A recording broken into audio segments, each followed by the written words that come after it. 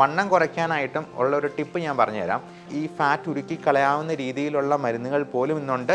ചില തരത്തിലുള്ള ഫ്രൂട്ട്സ് പോലും ഒത്തിരി മധുരമുള്ള, അതായത് മാങ്ങാപ്പഴം ഭയങ്കര മധുരമുള്ള, ഫ്രക്ടോസ് കണ്ടൻറ്റ് വളരെയധികം കൂടുതലുള്ള പഴങ്ങൾ പോലും കരളിന് പ്രശ്നം ഉണ്ടാക്കാം. അത് ഗ്ലൂക്കോസ് പോലെ തന്നെ അപകടകാരിയാണ്. ഫാറ്റി ലിവർ ഉണ്ട് എന്ന് കണ്ടു കഴിഞ്ഞാൽ നമ്മൾ അത്യാവശ്യം ചെയ്യേണ്ട ടെസ്റ്റുകളും കൂടി പറയാം. ഇപ്പോൾ D3 ഒന്ന് ചെക്ക് ചെയ്യുമ്പോൾ തന്നെ 1000 രൂപയോളം ചിലവ് വരും. 100 രൂപയ്ക്ക് അതിൻ്റെ സപ്ലിമെൻ്റ് ഒരു മാസത്തേക്ക് എടുക്കാം.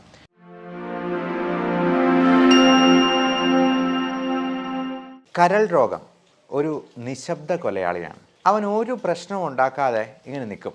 ആൾക്ക് ഇച്ചിരി വണ്ണമൊക്കെ ഉണ്ടാകും, അനുബന്ധമായിട്ട് സ്വല്പം ഡയബറ്റീസും ഹൈപ്പർ ടെൻഷനും കൊളസ്ട്രോളും ഒക്കെ ഉണ്ടാകും. പക്ഷേ ഈ കരളിന് പ്രശ്നമുണ്ട് എന്നുള്ളത് അവരറിയാതെ പോകും. പെട്ടെന്നൊരു പ്രഭാതത്തിൽ അവർ ചോര ഛർദ്ദിക്കുകയോ അല്ലെങ്കിൽ വയറ്റിൽ നിന്ന് രക്തം പോവുകയോ ഒക്കെ ചെന്ന് നോക്കുമ്പോഴേക്കുമായിരിക്കും, ടെസ്റ്റ് ചെയ്യുമ്പോഴായിരിക്കും നമ്മളറിയുക കരളിൻ്റെ ഒരു 90% പണി മുടക്കിയാണ്.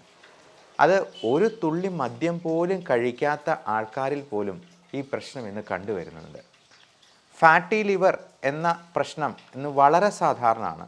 ഒരു 90% ആൾക്കാർക്കും ഗ്രേഡ് 1 ഫാറ്റി ലിവർ എങ്കിലും ഉണ്ട് എന്നുള്ളതാണ് നമുക്ക് റേഡിയോളജിസ്റ്റിൻ്റെ അടുത്ത് നിന്നൊക്കെ സംസാരിക്കുമ്പോഴേക്കും മനസ്സിലാവുന്നത്. എനിക്കും ഫാറ്റി ലിവർ ഉണ്ടായിരുന്നു, പക്ഷെ നമ്മളത് കംപ്ലീറ്റ് ആയിട്ട് റിവേഴ്സ് ചെയ്യാനായിട്ട് പറ്റി. അപ്പോൾ അങ്ങനെയുള്ള കുറച്ച് ടിപ്സാണ് ഞാൻ ഈ വീഡിയോയിൽ പറയാനായിട്ട് ഉദ്ദേശിക്കുന്നത്. അപ്പോൾ ഫാറ്റി ലിവർ എന്ന് പറയുമ്പോൾ നമ്മൾ കഴിക്കുന്ന ഭക്ഷണത്തിൽ കൂടുതലായിട്ടുണ്ടാകുന്ന ഫാറ്റ്, ഷുഗർ, ഇതിലേറ്റവും പ്രധാനം ഫാറ്റിനേക്കാൾ കൂടുതൽ ഷുഗറാണ് എന്നുള്ളത് പ്രത്യേകം മനസ്സിലാക്കുക. അതായത് നമ്മൾ അകത്തോട്ട് കഴിക്കുന്ന പഞ്ചസാര, മധുരമുള്ള എന്തും, അതായത് ശർക്കര, കരിപ്പട്ടി പോലുള്ള സാധനങ്ങളെല്ലാം അത് ഒരേ രീതിയിലാണ് മെറ്റബോളൈസ് ചെയ്യപ്പെടുന്നത്. ഇനി ചില തരത്തിലുള്ള ഫ്രൂട്ട്സ് പോലും ഒത്തിരി മധുരമുള്ള, അതായത് മാങ്ങാപ്പഴം ഭയങ്കര മധുരമുള്ള, ഫ്രക്ടോസ് കണ്ടൻറ്റ് വളരെയധികം കൂടുതലുള്ള പഴങ്ങൾ പോലും കരളിന് പ്രശ്നം ഉണ്ടാക്കാം. അത് ഗ്ലൂക്കോസ് പോലെ തന്നെ അപകടകാരിയാണ്. അതുപോലെ ചെറുപഴമാണെങ്കിലും ഒരു ഡയബറ്റിക് ആയിട്ടുള്ള രോഗി 100 ഗ്രാമിൽ കൂടുതൽ ചെറുപഴം ഉള്ളിലോട്ട് കഴിക്കാതിരിക്കുന്നത് തന്നെയാണ് ഏറ്റവും നല്ലത്. 100 ഗ്രാമാണ് അവർക്ക് പറഞ്ഞിരിക്കുന്ന കോട്ട, അതിൽ കൂടുതൽ കഴിക്കാൻ പാടില്ല. മദ്യം ഒരു തുള്ളി പോലും കഴിക്കാതിരിക്കുക എന്നുള്ളതാണ് ഏറ്റവും നല്ലത്. കാരണം ഈ മദ്യപിക്കാത്ത ആൾക്കാരിൽ പോലും ഫാറ്റി ലിവർ ഉണ്ടാകുമ്പോൾ ചെറിയ രീതിയിലെങ്കിലും മദ്യപിക്കുകയും കൂടെ ചെയ്തെന്നാൽ നമ്മുടെ ലിവർ വളരെ പെട്ടെന്ന് പണിമുടക്കും. ബിഞ്ച് ഡ്രിങ്കിങ് എന്നൊരു ടേമുണ്ട്. ഈ പച്ച മലയാളത്തിൽ പറഞ്ഞാൽ നിപ്പനടി എന്ന് പറഞ്ഞാൽ, അത് നമ്മൾ ഒറ്റ നിപ്പിൽ ചിലപ്പം ഒരു കുപ്പിയൊക്കെ തീർത്തിട്ട് പോകുന്നവരുണ്ട്. അപ്പോൾ അത്രയും കുടിച്ച് കഴിയുമ്പോഴത്തേക്ക് അവർക്ക് ചിലപ്പോൾ കുറേ നാളുകളത്തേക്ക് കുടിക്കാതിരിക്കാൻ പറ്റിയേക്കും. കുടിച്ച് തുടങ്ങിയോ അവർ ഫുൾ പൂസാകാതെ കൂടി നിർത്തത്തില്ല. അപ്പോൾ അങ്ങനെയുള്ള ബിഞ്ച് ഡ്രിങ്കിങ് എന്ന് പറയുന്നത് ഒറ്റ ദിവസം തന്നെ ലിവറിന് ഭയങ്കരമായ പണി എടുപ്പിച്ച് നശിപ്പിക്കുന്ന ഒരു പ്രക്രിയയാണ്. നമുക്കറിയാം പല സെലിബ്രിറ്റീസും അവർ എന്തെങ്കിലുമൊക്കെ കാരണം പറഞ്ഞിട്ട് കുടി നിർത്തിയിട്ട് പെട്ടെന്നൊരു ദിവസം ഒരുപാടങ്ങ് കുടിച്ച് അബോധാവസ്ഥയിലായി മരണപ്പെടുന്ന അവസ്ഥ നമ്മൾ കാണാറുണ്ട്. ഇപ്പോൾ നമ്മുടെ മലയാളത്തിൻ്റെ പ്രിയപ്പെട്ട എഴുത്തുകാരനായിട്ടുള്ള ഗിരീഷ് പുത്തഞ്ചേരി സാർ ഒരുപാട് നല്ല ഗാനങ്ങളൊക്കെ എഴുതിയിട്ടുള്ള സാറ് പോലും ഈ പറഞ്ഞ പോലെ കരൾ രോഗമായി ഉണ്ടായിരുന്നു. അപ്പം കുടി നിർത്തണമെന്ന് പറഞ്ഞിരുന്നു. കൊച്ചിൻ ഹനീഫ എന്ന നമ്മുടെ പ്രിയപ്പെട്ട നടൻ, അദ്ദേഹവും ലിവറിൻ്റെ പ്രശ്നമായിട്ട് പെട്ടെന്ന് മരണപ്പെട്ടതാണ്. കൊച്ചിൻ ഹനീഫ ഒരു തുള്ളി പോലും മദ്യം കഴിക്കാത്ത ആളാണ്, പക്ഷെ ഒത്തിരി ഭക്ഷണം കഴിച്ചതിൽ നിന്ന് ലിവർ ഡിസീസ് വന്നതാണ്. അപ്പോൾ അദ്ദേഹത്തിൻ്റെ മരണം അറിഞ്ഞു കഴിഞ്ഞപ്പോഴത്തേക്കും അതിന് ടെൻഷൻ മറക്കാനെന്നുള്ള രീതിയിൽ ഒരുപാട് ഡ്രിങ്ക്സ് കഴിക്കുകയും പെട്ടെന്ന് രാത്രിയിൽ സ്ട്രോക്ക് ഉണ്ടാകുകയും അങ്ങനെ മരണപ്പെടുകയും ചെയ്യുകയാണ്. അപ്പോൾ ഇതെല്ലാം വളരെ ഇൻ്റർറിലേറ്റഡ് ആയിട്ടുള്ള കാര്യങ്ങളാണ്. Fatty liver, diabetes, hypertension, cholesterol, അതിനോടനുബന്ധിച്ചുണ്ടാകാവുന്ന വലിയ കോംപ്ലിക്കേഷൻസ് ആയിട്ടുള്ള കാർഡിയാക് പ്രോബ്ലംസ്, സ്ട്രോക്ക്, റെസ്പിറേറ്ററി ആയിട്ടുള്ള കോംപ്ലിക്കേഷൻസ്, ഇങ്ങനെയുള്ളവർക്കൊക്കെ പലപ്പോഴും കൂർക്കംവലി ഉണ്ടാവും. കൂർക്കംവലി ആൾക്കാരൊരു വലിയ പ്രശ്നമായിട്ട് ശ്രദ്ധിക്കാറേ ഇല്ല എന്നുള്ളതാണ്. മദ്യപിച്ച് കഴിഞ്ഞിട്ടുണ്ടെങ്കിൽ ആ പരിസരത്തൊന്നും ആർക്കും ഉറങ്ങാൻ പറ്റാത്ത പോലെ കൂർക്കംവലിയായിരിക്കും. അപ്പോൾ അതിന് കാരണം ഈ മദ്യം നമ്മുടെ റെസ്പിറേറ്ററി മസിൽസിനെയെല്ലാം അങ്ങ് ലാക്സ് ആക്കി കളയും. അതുകൊണ്ട് നമുക്ക് നല്ല രീതിയിൽ ശ്വാസം എടുക്കാൻ പറ്റാതെ വരികയും ഉറക്കം ശരിയായി നടക്കാതെ വരികയും ബോധം കെടലാണ് സംഭവിക്കുക. അതുകൊണ്ട് തന്നെ ഓക്സിജൻ ഒത്തിരി അങ്ങ് കുറഞ്ഞു പോയിട്ട് നമ്മൾ ആയാസപ്പെട്ട് ശ്വാസം എടുത്തിട്ട് പിന്നെയും ഉറങ്ങുക. അപ്പം ഇടയ്ക്ക് വായിന്ന് സെക്രീഷൻസൊക്കെ വന്നിട്ട് കണ്ടു നിൽക്കുന്നവർ പേടിച്ചു പോകും. അതുപോലെയുള്ള രീതിയിൽ ഈ പ്രശ്നങ്ങൾ ഉള്ളവർ ഒത്തിരി പേരുണ്ട് നമ്മുടെ സമൂഹത്തിൽ. അപ്പോൾ ഈ സ്ലീപ്പ് ആപ്നിയ എന്ന് പറയുന്നത് വളരെ പ്രശ്നങ്ങൾ ഉണ്ടാക്കാവുന്ന, ഉറക്കത്തിൽ തന്നെ ഹാർട്ട് അറ്റാക്കും സ്ട്രോക്കും ഉണ്ടാക്കാവുന്ന ഒരു പ്രശ്നമാണ് എന്നുള്ളത് മനസ്സിലാക്കുക. അപ്പോൾ മദ്യം ഇത്തരത്തിലെല്ലാം നമ്മുടെ എല്ലാ അവയവങ്ങളെയും പ്രത്യക്ഷത്തിൽ ഡയറക്റ്റ്ലി ഓർ ഇൻഡയറക്റ്റ്ലി അത് ബാധിക്കാനിടയുണ്ട് എന്നുള്ളത് മനസ്സിലാക്കുക. അപ്പോൾ മദ്യം ഒഴിവാക്കുകയും നമ്മൾ ഭക്ഷണശീലങ്ങളിൽ കൃത്യത പുലർത്തുകയുമാണ് ഇതിന് ഏറ്റവും നല്ല കാര്യം. അപ്പം മധുരം, വൈറ്റ് പോയിസൺ പരമാവധി ഒഴിവാക്കുക, ബേക്കറി സാധനങ്ങൾ ഒഴിവാക്കുക, അതുപോലെ മൈദ അടങ്ങിയ ഭക്ഷണ സാധനങ്ങൾ പരമാവധി കുറയ്ക്കുക. അത് പൊറോട്ട മാത്രമല്ല, ബണ്ണ്, ബ്രെഡ്, കുബൂസ് തുടങ്ങിയ സാധനങ്ങളെല്ലാം മൈദയാണ്. അത് പരമാവധി കുറയ്ക്കുക. എന്നിട്ട് കൂടുതലായിട്ട് ഗ്രീൻ ലീഫി വെജിറ്റബിൾസ്, നമുക്ക് കാർബോഹൈഡ്രേറ്റ് ഒഴിവാക്കുമ്പോഴത്തേക്ക് അപ്പം പകരം എന്ത് ചെയ്യും, പ്രോട്ടീൻ വെച്ച് സപ്ലിമെൻറ്റ് ചെയ്യാം. വാസ്തവത്തിൽ നമ്മൾ കഴിക്കുന്ന ഇറച്ചിയും മീനും ഒന്നും മുട്ടയൊന്നും അല്ല ഏറ്റവും പ്രശ്നം ഉണ്ടാക്കുന്നത്, നമ്മുടെ ഈ അരി ആഹാരങ്ങളും കാർബോഹൈഡ്രേറ്റ്സുമാണ്. അപ്പോൾ വണ്ണം കുറയ്ക്കാനായിട്ടും ഉള്ളൊരു ടിപ്പ് ഞാൻ പറഞ്ഞുതരാം. അത് നമ്മൾ ഈ കാർബോഹൈഡ്രേറ്റ്സ് പരമാവധി കുറച്ചിട്ട് അതിനെ പ്രോട്ടീൻ വെച്ച് സപ്ലിമെൻറ്റ് ചെയ്യാം.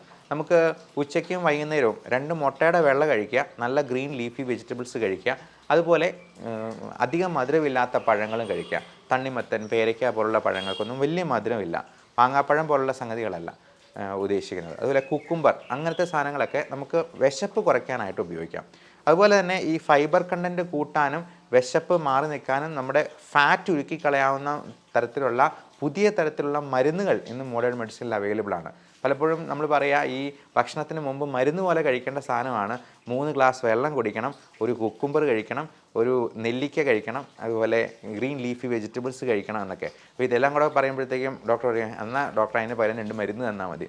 അപ്പോൾ വേണമെങ്കിൽ അതിന് പകരം 2 ഗുളിക കഴിക്കുന്നതായിരിക്കും ചിലപ്പോൾ പലർക്കും ഏറ്റവും എളുപ്പമുള്ള കാര്യം. നമുക്കെല്ലാവർക്കും തിരക്കാണ്, ബിസി ലൈഫിൽ നമുക്ക് പലപ്പോഴും ഇതൊന്നും കൃത്യമായിട്ട് ശ്രദ്ധിക്കാൻ പറ്റാതെ വന്നേക്കാം. അപ്പോൾ അതിന് ഈ ഫാറ്റ് ഉരുക്കി കളയാവുന്ന രീതിയിലുള്ള മരുന്നുകൾ പോലും ഇന്നുണ്ട്. അത് നിങ്ങളുടെ ഡോക്ടറോട് ചോദിച്ചിട്ട് മാത്രം, അത്യാവശ്യമെങ്കിൽ മാത്രം അത് ഉപയോഗിച്ചാലും മതിയാവും. അപ്പോൾ ഫാറ്റി ലിവർ ഉണ്ട് എന്ന് കണ്ടു കഴിഞ്ഞാൽ നമ്മൾ അത്യാവശ്യം ചെയ്യേണ്ട ടെസ്റ്റുകളും കൂടി പറയാം. SGOT, SGPT തുടങ്ങിയ അളവുകൾ, അത് SGPT ഒരു 50-ന് മുകളിലാണെന്നുണ്ടെങ്കിൽ ഫാറ്റി ലിവർ നമ്മൾ സംശയിക്കണം. അതൊരു 100-ന് മുകളിലും ആണെങ്കിൽ ഗ്രേഡ് 2 ഫാറ്റി ലിവർ ആയിട്ടുണ്ടോ എന്ന് നോക്കണം. അത് ഗ്രേഡ് 3 വരെ നമുക്ക് റിവേഴ്സിബിൾ ആണ്, കംപ്ലീറ്റ്ലി റിവേഴ്സ് ചെയ്യാവുന്നതാണ്.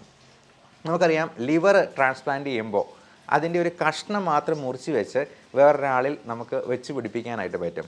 കാരണം ലിവർ എന്ന് പറയുന്നത് അപാരമായ റീജനറേറ്റീവ് കപ്പാസിറ്റി ഉള്ള ഒരു ഓർഗനാണ്. അപ്പോൾ വേറൊരു അവയവത്തിന് നമുക്ക് മുഴുവനായിട്ടും മാറ്റി വയ്ക്കുക അല്ലാണ്ട് ഇങ്ങനെ ഒരു ഭാഗം മുറിച്ച് മാറ്റി പിടിപ്പിക്കുന്ന ഒരു രീതിയില്ല.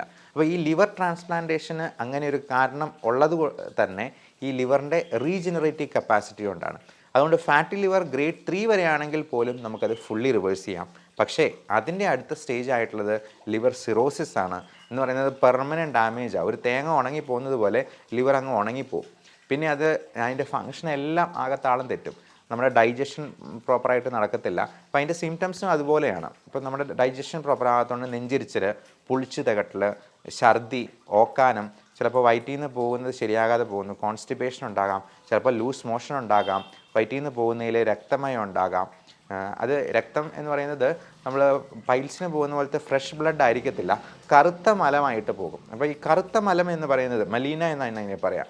അങ്ങനെ കറുത്ത മലം കാണുമ്പോൾ നമ്മൾ അത് കൊണ്ടുപോയി ഒന്ന് ടെസ്റ്റ് ചെയ്ത് നോക്കണം. Stool occult blood. നമ്മുടെ ഈ സ്മാർട്ട് ഫോൺ സംസ്കാരത്തിൽ പലപ്പോഴും നമ്മൾ ആ ടോയ്ലറ്റിൽ പോയിരുന്ന് കുറേ നേരം ഫോണിലൊക്കെ നോക്കിക്കൊണ്ടിരുന്ന് ഫ്ലഷ് ചെയ്ത് അങ്ങോട്ട് പോകും. നമ്മുടെ മലം പോകുന്നത് അതിൻ്റെ കൺസിസ്റ്റൻസി, കളറ് ഒക്കെ ഒന്ന് ഇടയ്ക്ക് നോക്കുന്നത് നന്നായിരിക്കും. കാരണം പലപ്പോഴും ഇത് അറിയുന്നില്ല ആൾക്കാർ. മലത്തിൻ്റെ കൂടെ ബ്ലഡ് പോകുന്നത്, പൈൽസ് ഉള്ളത് പോലും ഒന്ന് അത് പുറത്ത് പറയാനുള്ള മടിയും നാണക്കേട്. ഡോക്ടർമാരുടെ അടുത്ത് ഇങ്ങനെയുള്ള കാര്യങ്ങൾ സംസാരിക്കാനൊന്നും യാതൊരു മടിയും വെക്കരുത് എന്നുള്ളതാണ് പ്രത്യേകമായിട്ട് ഓർമ്മിപ്പിക്കാനുള്ളത്. ഇങ്ങനെ എന്തെങ്കിലും ഉണ്ടെങ്കിൽ നിങ്ങൾക്ക് ഒരു സുഹൃത്തിനോടെന്ന പോലെ, അല്ലെങ്കിൽ ഒരു സഹോദരനോട്, ഒരു പെങ്ങളോടോ എന്ന പോലെ സംസാരിക്കാൻ പറ്റുന്ന ഒരു ഡോക്ടറെ നിങ്ങൾ തന്നെ കണ്ടെത്തിക്കൊള്ളുക. എന്നിട്ട് ഡോക്ടറുമായിട്ട് ഇടയ്ക്കാണെങ്കിലും ഒന്ന് സംസാരിക്കാനായിട്ടും ഒരു കോണ്ടാക്റ്റ് പുലർത്താനായിട്ടും ശ്രദ്ധിക്കുക. നമ്മുടെ അസുഖ കാര്യങ്ങളെക്കുറിച്ച് നമുക്ക് വ്യക്തമായൊരു ബോധ്യം ഉണ്ടാവണം. അതൊരു രജിസ്റ്റേർഡ് മെഡിക്കൽ പ്രാക്ടീഷണർ തന്നെയാവുക. അത് ആയുർവേദോ അലോപ്പതിയോ ഏതാകുന്നതിനും കുഴപ്പമില്ല.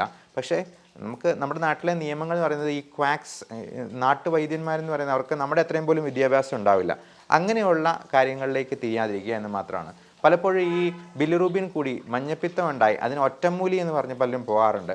വാസ്തവത്തിൽ ഈ ബിലിറൂബിൻ കൂടുക, ജോണ്ടിസ് ഉണ്ടാവുക എന്ന് പറയുന്നത് ഒരു അസുഖ ലക്ഷണം മാത്രമാണ്. അത് ഒരുപാട് കാരണങ്ങൾ കൊണ്ടുണ്ടാകാം. അതായത് പ്രീ ഹെപ്പാറ്റിക് ജോണ്ടിസ് ഉണ്ട്, ഒബ്സ്ട്രക്റ്റീവ് ജോണ്ടിസ് ഉണ്ട്, പലപ്പോഴും ഈ കല്ലുകൾ വന്ന് ഒബ്സ്ട്രക്റ്റ് ചെയ്യുന്നത് കൊണ്ടുണ്ടാകുന്നത് സർജിക്കൽ ജോണ്ടിസ് ഉണ്ട്. അപ്പോൾ ഇതെന്താണ് എന്ന് കണ്ടെത്തി അതിനെ കറക്റ്റായിട്ട് ട്രീറ്റ് ചെയ്യുന്നാലേ ഇത് പൂർണ്ണമായിട്ടും ഭേദമാകത്തുള്ളൂ. അല്ലാതെ മഞ്ഞപ്പിത്തം ഉണ്ടായി, മഞ്ഞപ്പിത്തത്തിന് ഒറ്റമൂലി എന്ന് പറയുന്ന സംഗതി തന്നെ അശാസ്ത്രീയമാണ്. അങ്ങനെയുള്ള രീതികളിലേക്ക് പോകാതിരിക്കാനാണ് പ്രത്യേകമായിട്ട് ഓർമ്മിപ്പിക്കാനുള്ളത്. ഇനി ഫാറ്റി ലിവർ ഉള്ളവർക്ക് നമ്മൾ കൊടുക്കേണ്ട ചില സപ്ലിമെൻറ്റ്സ് ഉണ്ട്. അതായത് നമ്മൾ മെയിനായിട്ടും പറയുക vitamin D3, vitamin E, omega 3 fatty acid, ഇത് മൂന്നും നമ്മൾ സപ്ലിമെൻറ്റ് ചെയ്യേണ്ടതായിട്ട് വരും. D3 ഇന്ന് പലർക്കും ഡെഫിഷ്യൻ്റാണ്. നമ്മൾ വെയിൽ കൊള്ളുന്ന കുറവായതുകൊണ്ട്, അല്ലെങ്കിൽ തന്നെ പുരുഷന്മാർക്കാണെങ്കിൽ ഷർട്ട് ഇടാതെ അരമണിക്കൂർ വെയിൽ കൊള്ളാനായിട്ടാണ് പറയുക. പക്ഷേ അത് പലപ്പോഴും നമുക്ക് സാധ്യമാകത്തില്ല. അപ്പോൾ D3 ഒന്ന് ചെക്ക് ചെയ്യുമ്പോൾ തന്നെ 1000 രൂപയോളം ചിലവ് വരും. 100 രൂപയ്ക്ക് അതിൻ്റെ സപ്ലിമെൻ്റ് ഒരു മാസത്തേക്ക് എടുക്കാം. അത് മിക്കവരിലും അത് ഡെഫിഷ്യൻ്റാണ്. അതിൻ്റെ ടോക്സിസിറ്റി വളരെ അപൂർവമായിട്ടേ കാണാറുള്ളൂ എന്നുള്ളത് കൊണ്ട് തന്നെ D3 എല്ലാവർക്കും സപ്ലിമെൻറ്റ് ചെയ്യാവുന്ന ഒന്നാണ്. അതുപോലെ വൈറ്റമിൻ ഇ, അത് പച്ച നിറത്തിലുള്ള ക്യാപ്സ്യൂൾ ഫോമിൽ കിട്ടും. ഭക്ഷണത്തിലാണെങ്കിൽ നമുക്കത് ഉൾപ്പെടുത്താവുന്നതാണ്. പലപ്പോഴും നമുക്കത് പല ഭക്ഷണത്തിൽ നിന്ന് നമുക്ക് കിട്ടത്തില്ല. ഗ്രീൻ ലീഫി വെജിറ്റബിൾസിലും ചീര, സ്പൈനാഷ് പോലുള്ള സംഗതികളിലും ഒക്കെ നമുക്ക് വൈറ്റമിൻ ഇ കിട്ടാവുന്നതാണ്. അതുപോലെ cod liver oil, fish liver oil എന്ന് പറയുന്ന സംഗതി, അത് അയല, മത്തി തുടങ്ങിയ ചെറു മത്സ്യങ്ങൾ കറി വെച്ച് ഉപയോഗിച്ചാൽ വളരെ നല്ലതായിരിക്കും. തുണ്ടമീനൊന്നും നമുക്ക് വേണ്ട. തുണ്ടമീനൊക്കെ പലപ്പോഴും റെഡ് മീറ്റ് ഗണത്തിൽപ്പെടുന്നതാണ്. അത് ഫാറ്റി ലിവറിന് കൂടുതൽ ഉണ്ടാക്കാൻ പ്രശ്നമുള്ള സംഗതികളാണ്. ഈ തുണ്ടമീനാണെങ്കിലും പോർക്ക്, മട്ടൺ, ബീഫ് തുടങ്ങിയിട്ടുള്ള ബാക്കിയുള്ള ഇറച്ചികളാണെങ്കിലും ഒക്കെ. അതുപോലെ റെഡ് മീറ്റ് ഗണത്തിൽപ്പെടുന്ന സംഗതികൾ പരമാവധി ഒഴിവാക്കുക. വൈറ്റ് മീറ്റ് ആയിട്ടുള്ള ചിക്കൻ കറി വെച്ച് ഉപയോഗിക്കുന്നത് തീർച്ചയായിട്ടും നല്ലതായിരിക്കും. പൗൾട്രി വിഭാഗത്തിൽപ്പെട്ടത് എല്ലാം വൈറ്റ് മീറ്റാണ് എന്ന് നമുക്ക് ജനറലൈസ് ചെയ്ത് പറയാം. അതുപോലെ ഫ്രൈഡ് ഐറ്റംസ് പരമാവധി കുറയ്ക്കുക. ഏറ്റവും പ്രധാനം ഇതിനകത്ത് കാർബോഹൈഡ്രേറ്റും ഷുഗറും കുറയ്ക്കാനുള്ളതാണ്. അപ്പോൾ ഈ സപ്ലിമെൻറ്റ്സ് 3 കാര്യങ്ങൾ പറഞ്ഞു. ഇനി ഇതിനോടനുബന്ധിച്ച് ഡയബറ്റീസ് ഉള്ളവർക്ക് ആ മരുന്നുകളിൽ അല്പം മോഡിഫിക്കേഷൻ വരുത്തിയെന്നാൽ അത് ഫാറ്റി ലിവറിനെയും കൂടി ഹെൽപ്പ് ചെയ്യും. ഉദാഹരണത്തിന് മെറ്റ്ഫോമിൻ എന്ന മരുന്ന്, അത് ഒരു ദിവസം 2 ഗ്രാം വരെ നമുക്ക്, അതായത് 2000 മില്ലിഗ്രാം വരെ ഒരാൾക്ക് സേഫായിട്ട് കഴിക്കാം. മെറ്റ്ഫോമിൻ 2000 മില്ലിഗ്രാം തന്നെ കഴിക്കുന്നതാണ്. മെറ്റ്ഫോമിൻ ഗുളികയ്ക്ക് വെയിറ്റ് കുറയ്ക്കാനായിട്ടുള്ള അത്ഭുതകരമായിട്ടുള്ള കഴിവുള്ളത് കൊണ്ടും ഫാറ്റി ലിവറിനെ നിയന്ത്രിക്കാനും പറ്റുന്നതുകൊണ്ട് മെറ്റ്ഫോമിൻ ഈ ഡയബറ്റിക് രോഗികൾക്ക് വളരെ നല്ല ഒരു ചോയ്സാണ് എന്ന് പ്രത്യേകം ഓർക്കുക. അതുപോലെ തന്നെ പയോഗ്ലിട്ടസോൺ എന്ന് പറയുന്ന മരുന്നും ഷുഗർ രോഗികൾക്ക് ഫാറ്റി ലിവർ ഉണ്ടെന്നുണ്ടെങ്കിൽ വളരെ നല്ല ഒരു ഓപ്ഷനായിരിക്കും. അത് നിങ്ങളുടെ ഡോക്ടറോട് സംസാരിച്ചിട്ട് അതിനനുയോജ്യമായിട്ടുള്ള മരുന്ന് സെലക്ട് ചെയ്യുക. അതുപോലെ ലിവറിൻ്റെ പ്രശ്നം കൂടുതലായിട്ടുണ്ടായിട്ടുണ്ട്. ഇപ്പോൾ ലിവർ സിറോസിസ് പോലുള്ള ഇതിലേക്ക് തുടക്കമായിട്ടുണ്ടെങ്കിൽ ഈ പറയുന്ന മരുന്നുകളല്ല ഉപയോഗിക്കേണ്ടത്. അതിന് വളരെ സേഫ് ആയിട്ടുള്ള SGLT2 ഇൻഹിബിറ്റേഴ്സ്, DPP4 ഇൻഹിബിറ്റേഴ്സ് എന്ന് പറയുന്ന ഗ്രൂപ്പിൽപ്പെടുന്ന ഈ ഗ്ലിപ്റ്റിൻ ഗ്രൂപ്പിൽപ്പെടുന്ന വിൽഡാഗ്ലിപ്റ്റിൻ, ടെൻലിഗ്ലിപ്റ്റിൻ തുടങ്ങിയ മരുന്നുകളും, അതുപോലെ ഡാപ്പാഗ്ലിഫോസിൻ പോലുള്ള എംപാഗ്ലിഫോസിൻ എന്നുള്ള വാലുകളുള്ള ചില മരുന്നുകളുമാണ്. അത് കിഡ്നിക്കും ലിവറിനും ഒന്നും ഒരു പ്രശ്നവും ഉണ്ടാക്കാത്ത രീതിയിൽ ഷുഗറിനെ കൺട്രോൾ ചെയ്യുന്ന മരുന്നുകളുണ്ട്. അപ്പോൾ ഇത് നമ്മൾ ഇടയ്ക്കിടയ്ക്കൊക്കെ ഒന്ന് ചെക്ക് ചെയ്യണം. നിങ്ങളുടെ ഡോക്ടറോട് ചോദിച്ച് അതിന് അനുയോജ്യമായിട്ടുള്ള മരുന്നുകളിലേക്ക് നമ്മൾ മാറണം എന്നുള്ളതാണ് പ്രത്യേകം ഓർമ്മിപ്പിക്കാനുള്ളത്. ഫാറ്റി ലിവർ സിറോസിസിലോട്ട് പ്രോഗ്രസ് ചെയ്യുന്നുണ്ടോ എന്നുള്ളത് പ്രത്യേകമായിട്ട് നോക്കാനായിട്ട് ഇത് റിപ്പീറ്റായിട്ട് ചിലപ്പം ഒരു 6 മാസം കൂടുമ്പോഴെങ്കിലും നിങ്ങളുടെ ഡോക്ടറോട് സംസാരിച്ച് അതിന് വേണ്ട ടെസ്റ്റുകൾ ചെയ്യുക. നമ്മളിത് പാടെ മറന്നു വെച്ചിട്ട് നമുക്ക് ഇഷ്ടമുള്ള എല്ലാം കഴിച്ച് യാതൊരു ഉത്തരവാദിത്വം ഇല്ലാതെ പോയി കഴിഞ്ഞിട്ടുണ്ടെങ്കിൽ ഉറപ്പായിട്ടും വളരെ പെട്ടെന്ന് തന്നെ നമുക്ക് പ്രശ്നങ്ങളുണ്ടാകും എന്നുള്ളതാണ്. ഇത് ശരീരം മുഴുവൻ നീർക്കെട്ടുണ്ടായി, വയറ്റിൽ അസൈറ്റിസ് എന്ന് പറയുന്ന നീർക്കെട്ടുണ്ടായി, അത് കുത്തിയെഴുത്ത് പലപ്പോഴായിട്ട് നമ്മുടെ സോഡിയം പൊട്ടാസ്യത്തിൻ്റെ അളവൊക്കെ കുറഞ്ഞു പോയി നമ്മുടെ ലങ്സിൽ പോലും നീർക്കെട്ടുണ്ടാക്കി, അവിടെ പ്ലൂറൽ എഫ്യൂഷൻ എന്ന് പറയുന്ന സംഗതി ഉണ്ടാക്കി അവിടെ നിന്ന് ട്യൂബ് ഇട്ട് വെള്ളം എടുത്ത് കളയേണ്ട അവസ്ഥ ഉണ്ടാവുക. ഇതൊന്നും അത്ര നല്ല അനുഭവങ്ങളായിരിക്കത്തില്ല എന്ന് പ്രത്യേകം ഓർപ്പിക്കുന്നു. അതുപോലെ അത് തലച്ചോറിനെ ബാധിപ്പിക്കുമ്പോഴാണ് ഹെപ്പാറ്റിക് എൻകഫലോപ്പതി എന്ന് പറയുന്ന കോംപ്ലിക്കേഷൻ ഉണ്ടാവുക. അമോണിയയുടെ അളവ് കൂടുമ്പോഴത്തേക്കും. അപ്പോൾ അങ്ങനെ കൂടാതിരിക്കാനുള്ള മരുന്നുകളും ഉണ്ട്.